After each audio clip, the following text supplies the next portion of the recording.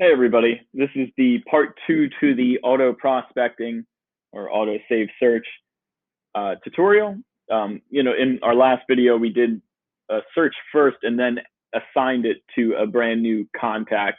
And in the second part of that video, I attempted to set it up with a contact that was already in the system, and it didn't go so hot. So I paused the video and decided to make two of those so that we could get this all sorted out, and I figured it out. So, okay.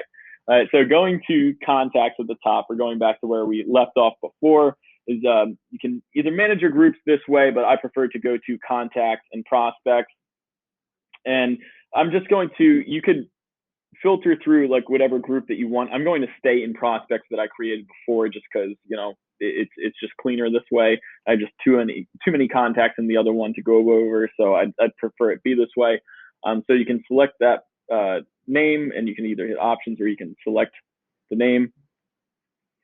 And again, this is John Smith. This is prospects, Jason Rivera at remax.net. That's the email address. So we're ready to set up with automatic emails. Automatic prospecting is selected.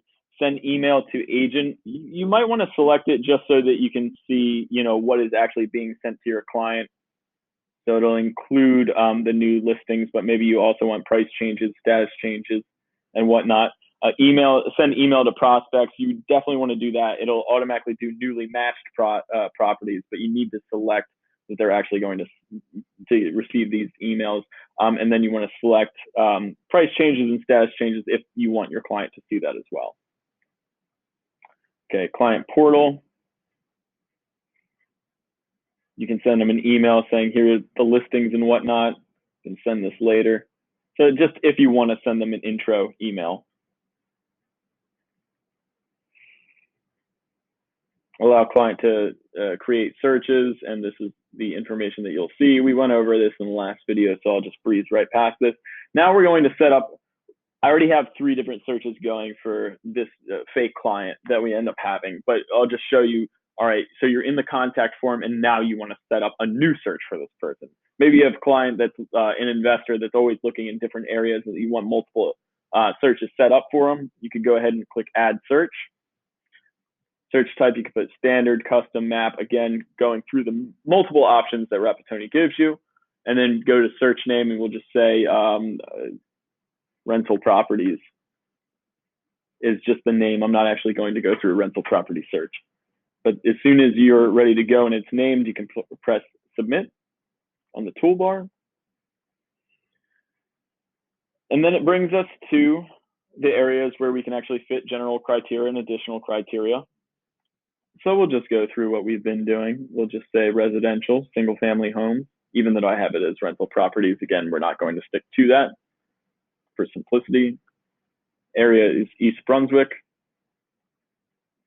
I'll keep it to active.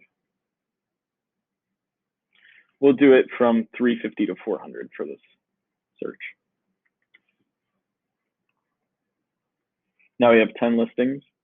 You can go ahead and press search after we fill out all the criteria we might have.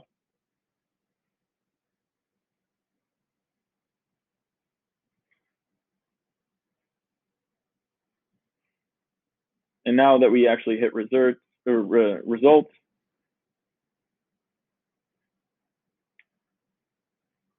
we'll go back to the contact section just to make sure that it worked.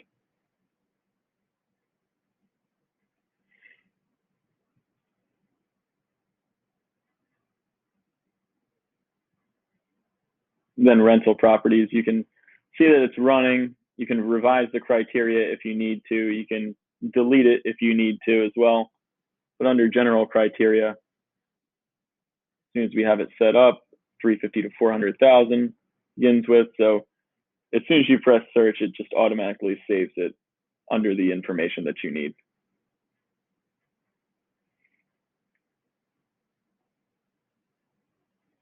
And then we'll go back to the contacts, select John Smith.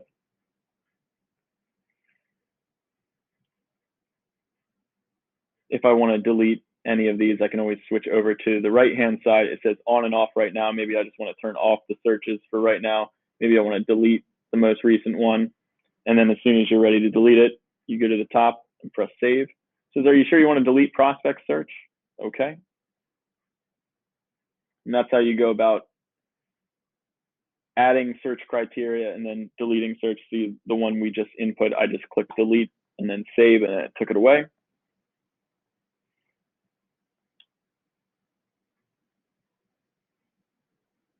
You can send yourself client portal activity alerts once a day, hourly if you choose to.